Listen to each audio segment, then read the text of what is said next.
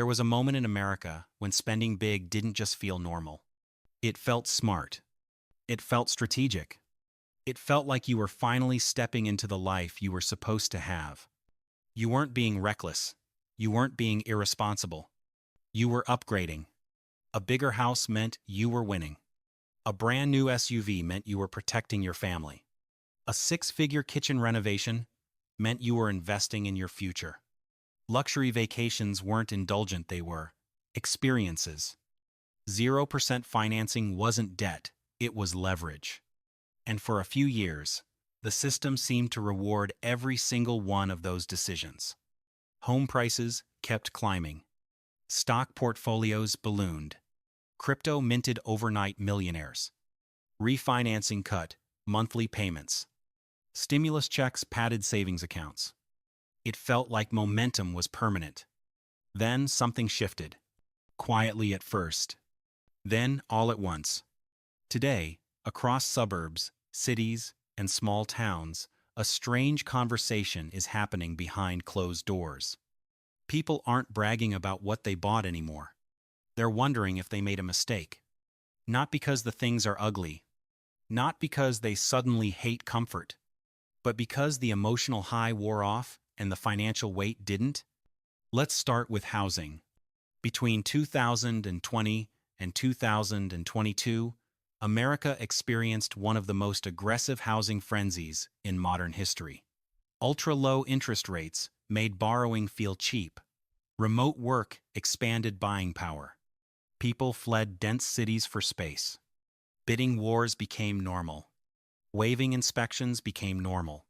Offering $50,000 over asking became normal. In markets like Austin, Phoenix, Nashville, Boise, prices went vertical. Buyers stretched beyond what they ever imagined spending. Why? Because the message everywhere was the same. If you don't buy now, you'll never afford it.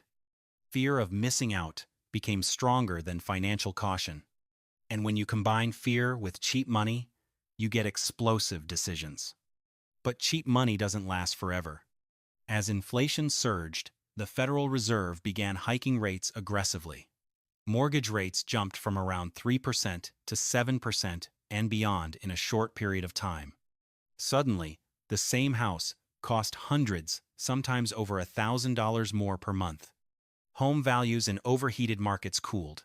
Some even dipped. Property taxes recalculated at higher assessments. Home insurance premiums surged, especially in states hit by climate-related disasters. Now, imagine this. You bought near the peak. You locked in a payment that already felt tight. Your escrow payment rises because taxes and insurance jump. Groceries are 20% more expensive than when you moved in. Your utility bills climb. And your salary? It didn't double. This is where regret starts to whisper. It's not dramatic. It's subtle. It sounds like, maybe we bought too much house. Maybe we should have stayed where we were. Maybe that bidding war wasn't worth it. But here's the uncomfortable truth. The house itself isn't the problem. The timing was. And timing is something most people can't control, but they still pay for. Now let's talk about cars.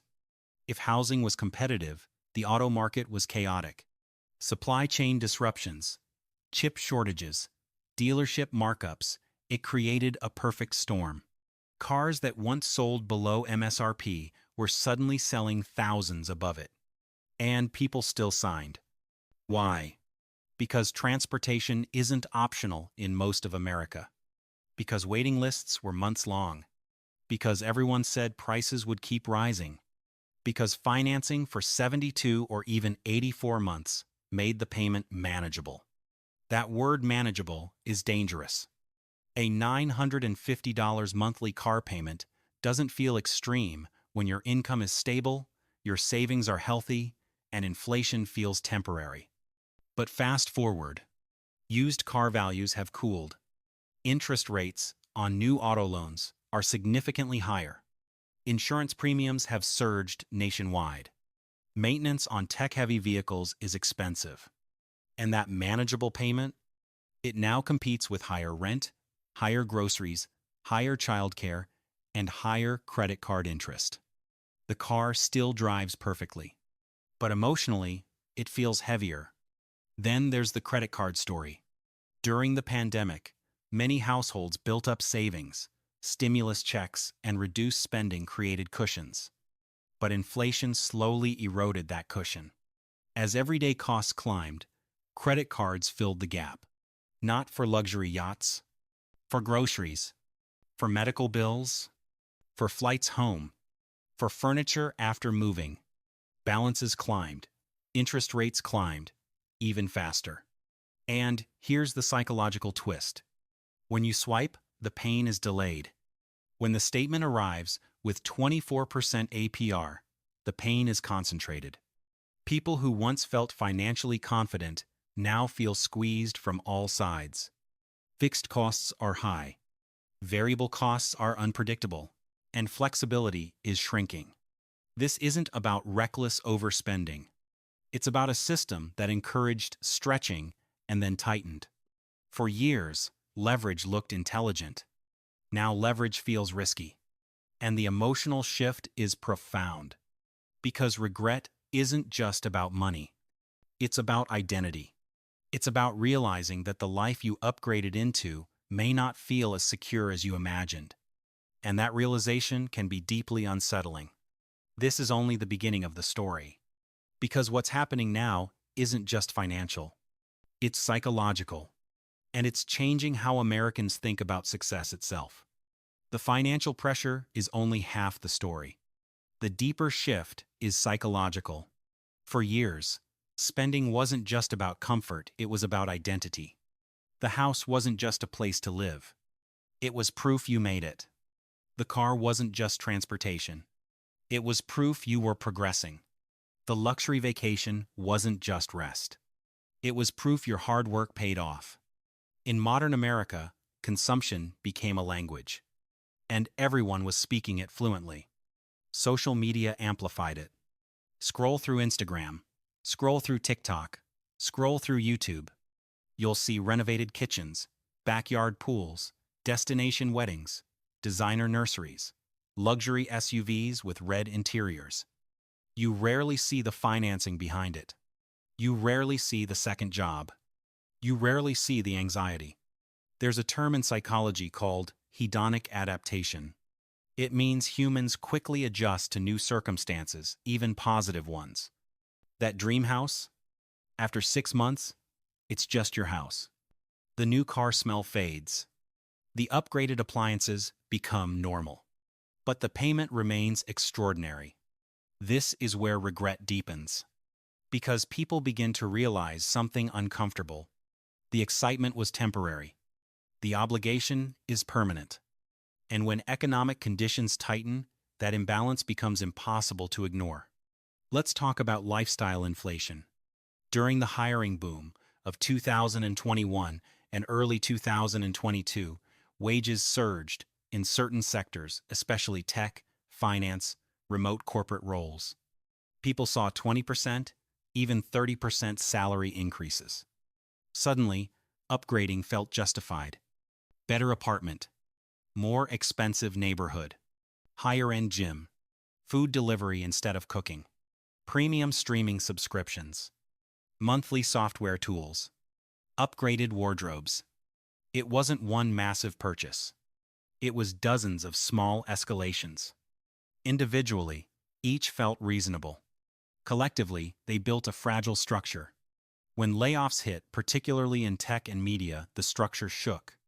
A six-figure salary can vanish faster than a mortgage payment. And when income drops but fixed expenses remain, regret becomes mathematical. You start running scenarios in your head. What if we hadn't upgraded? What if we had saved more? What if this layoff lasts longer than expected? Regret isn't loud at first. It shows up at night. It shows up when you open your banking app.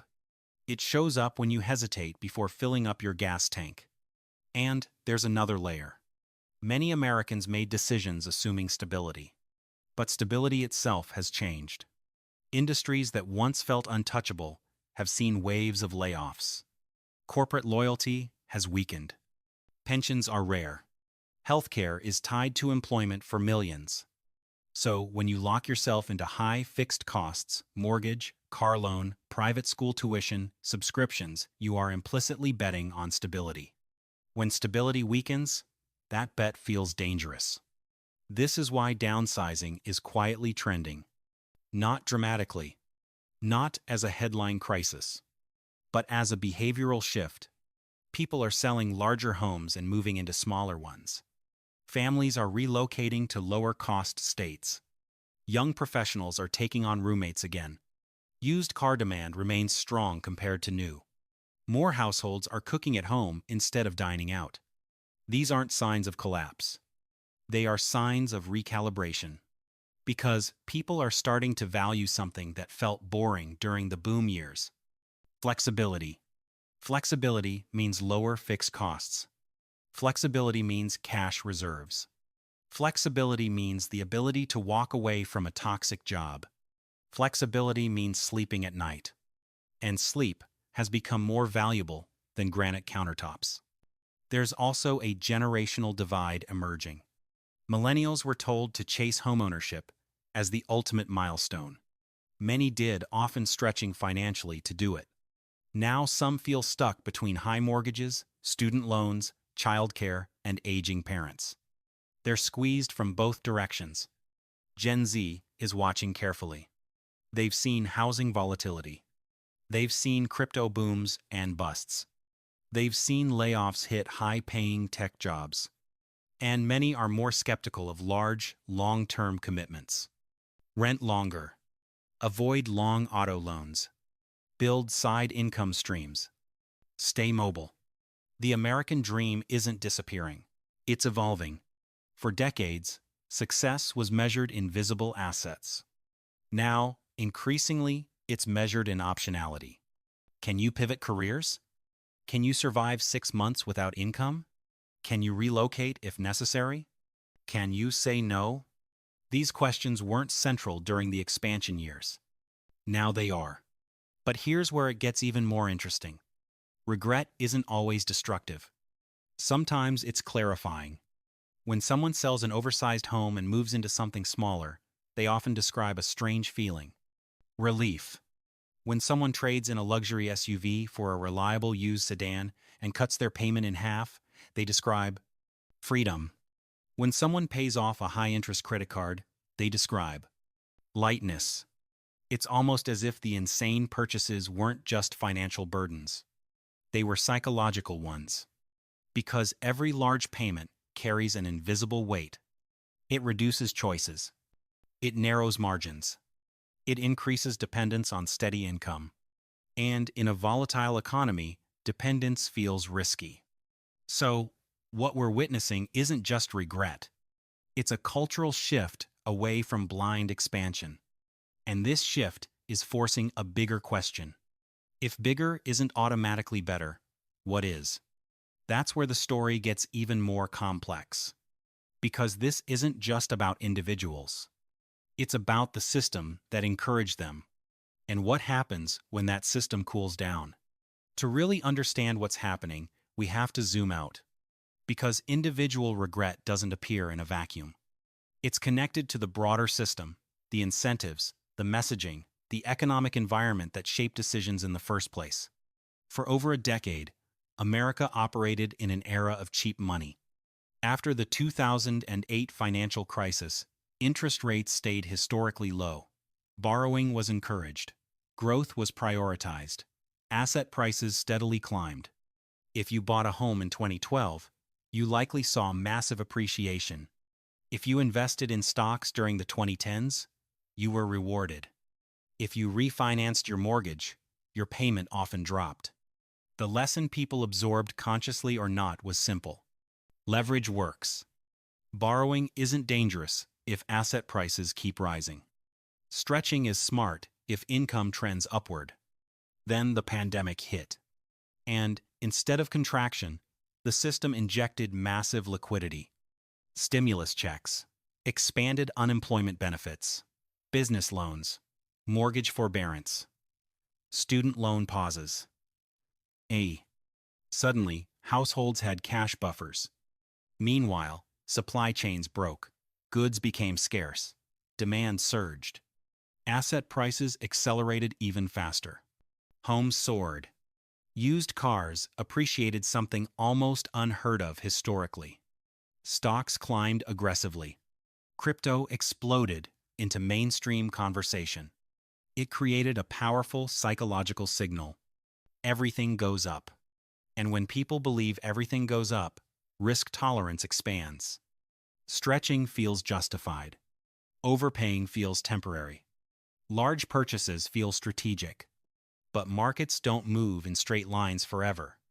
When inflation surged to levels not seen in decades, the response was swift. Interest rates climbed at the fastest pace in years. And here's the part many underestimated. Higher rates don't just slow new borrowing. They reprice everything. New mortgages become expensive. Auto loans become expensive. Credit card interest compounds faster. Businesses face higher borrowing costs. Hiring slows. Layoffs begin. Suddenly, the environment that supported aggressive spending disappears. But the commitments remain. This is where regret transforms into constraint. Let's take a simple example. Imagine a household earning $140,000 combined income in 2021. They buy a $650,000 home at a low interest rate. Their payment feels tight but manageable. They finance 2 newer vehicles. They renovate the kitchen using a home equity line of credit. They maintain travel habits established during better years. On paper, they're middle to upper middle class. But now, fast forward. One income drops due to layoffs. Insurance premiums rise. Property taxes rise. Groceries rise. Interest rates on their HELOC rise because it's variable. The margin vanishes. Not because they were reckless. Because their fixed costs were calibrated for a different economy. And this recalibration is happening across income brackets. Even high earners are feeling pressure. Especially high earners with high fixed obligations. There's also a hidden element people rarely discuss. Opportunity cost. When you commit to large monthly payments, you reduce your ability to invest elsewhere. You reduce your ability to take entrepreneurial risks. You reduce your ability to relocate for opportunity. You reduce your resilience during downturns. During expansion periods, opportunity cost feels invisible. During tightening periods, it feels obvious. That oversized mortgage could have been flexibility. That $1,000 car payment could have been an emergency fund. That financed renovation could have been liquidity. And liquidity, in uncertain times, is power. This is why some financial advisors are noticing a shift in conversations. Clients aren't asking how to maximize returns. They're asking how to reduce exposure, how to lower fixed costs, how to simplify, how to create breathing room. Breathing room has become a luxury. And here's something even more subtle. Consumer culture hasn't fully adjusted yet. Advertising still promotes upgrades. Social feeds still showcase highlight reels. Influencers still normalize luxury. But behind the scenes, households are recalculating. Many are quietly selling assets they once proudly displayed. Many are renegotiating lifestyles. Many are prioritizing cash over aesthetics. The cultural messaging and the economic reality are slightly out of sync. And that tension creates internal conflict. Because admitting regret feels like admitting failure. Nobody wants to say, I shouldn't have bought that house. I shouldn't have financed that car. I shouldn't have stretched for that lifestyle. But privately, those thoughts are becoming common. And there's a critical insight here. Regret doesn't mean the purchase was irrational at the time. It means conditions changed. And in a dynamic economy, conditions always change. The real risk wasn't buying something nice. The real risk was assuming the environment that justified it would remain stable. That assumption is being challenged now, which leads to the most important question of all. What happens next? Do people double down and hope appreciation rescues them? Do they hold on and wait for interest rates to fall? Or do they actively unwind the lifestyle? The answer will shape the next phase of the American consumer story. Because if enough households prioritize stability over expansion, spending patterns shift. Housing demand shifts. Auto demand shifts. Luxury markets shift. And when consumer behavior shifts at scale, the economy responds. But before we talk about where this leads, we need to address something even deeper. Because beneath the financial regret is something more human. A realization about what actually brings security and what never did. Underneath the spreadsheets, the interest rates, the mortgage statements, this story is about something far more personal. Security. For many Americans, big purchases weren't just about status. They were about safety. A larger home meant space for the kids. A newer car meant reliability. A renovated kitchen meant permanence. A prestigious neighborhood meant stability. These weren't shallow motivations.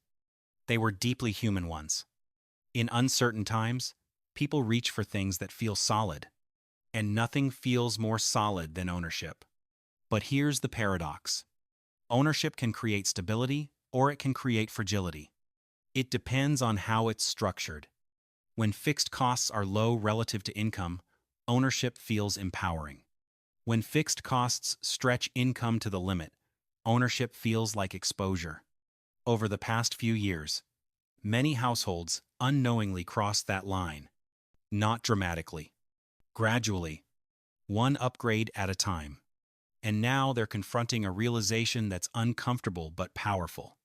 Security doesn't come from the size of your house.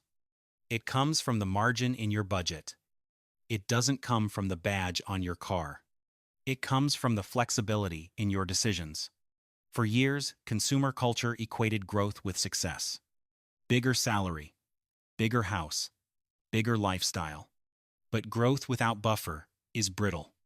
And brittle systems crack under pressure. This is why we're seeing something subtle but important. A shift from visible wealth to invisible stability. Invisible stability doesn't photograph well. It doesn't trend on social media. It looks like 6 months of expenses saved, no high-interest debt, a car fully paid off, a home well within your means, low monthly obligations. It's quiet, almost boring. But in a volatile economy, boring becomes powerful. And many people who regret their insane purchases aren't spiraling into despair. They're recalibrating. They're selling what stretches them too thin. They're refinancing when possible. They're cutting subscriptions. They're questioning automatic upgrades. They're redefining what making it actually means. Some are even discovering something surprising. When they downsize, their stress drops. When they reduce debt, their relationships improve.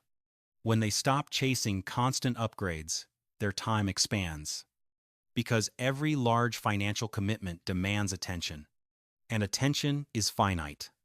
There's also a broader cultural reckoning happening. For decades, the American dream centered on accumulation. But younger generations are experimenting with alternatives. Remote work allows geographic arbitrage. Some are moving to lower-cost regions to buy freedom rather than square footage. Others prioritize travel flexibility over property ownership. Some reject long auto loans entirely and choose used, reliable vehicles. There's growing interest in side businesses, freelance income, diversified streams, not as hustle culture, but as resilience strategy. And this may be the most important shift of all. Resilience is replacing expansion as the core goal. Expansion says, "How much can I afford right now?" Resilience asks, "How much can I sustain if things change?" That difference is everything. Because things always change. Interest rates change.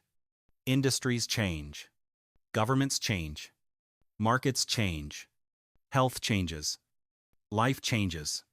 And when life changes, high fixed costs amplify stress. Lower fixed costs absorb it. So, when we hear that people are regretting their insane purchases, it's not a headline about collapse. It's a signal. A signal that the era of effortless appreciation and cheap leverage may be over, at least for now. A signal that households are rediscovering caution. A signal that flexibility is being revalued. Some will hold on and wait for rates to fall. Some will refinance and recover. Some will sell and reset. Some will stubbornly double down. But across the country, a question is echoing louder than it did a few years ago. Does this purchase expand my freedom or reduce it? That question didn't dominate the conversation during the boom. It does now. And perhaps that's the real transformation. Not regret. Awareness. Because regret looks backward.